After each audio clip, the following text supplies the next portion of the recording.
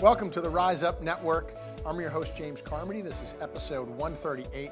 We have a fantastic show in store for you, and cannot wait to introduce our guest. We have Marine veteran, fire services professional, Sam Neuhauser. Sam, welcome to the show, sir. Thank you. Thank you for having me. Absolutely. So, we're going to be covering a couple topics. One that's, near and dear to my heart and very important, especially in this region here in Southern California, is veteran transition. Share a little bit about, transition, and from your point, what do people need to know, and what are we going to be discussing on today's show? I think for at least the veteran community, realizing that the transition process isn't, that 6 months to a year time frame. It's a lot longer now. So the 2 to 4 to 6 years maybe of either going into education or finding a new career pathway. And starting having guys thinking about and getting prepared a couple years in advance. Yeah, so being proactive while you're in the military, if you know that you may not be spending the second, third, or fourth term, being proactive about researching your options outside of that, looking at the resources that are available.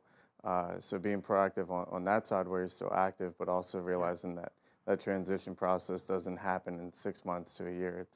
It's a lot more prolonged, especially when you're navigating new options. So. Yeah, so a much longer process. Most importantly, though, taking advantage of those resources well in advance.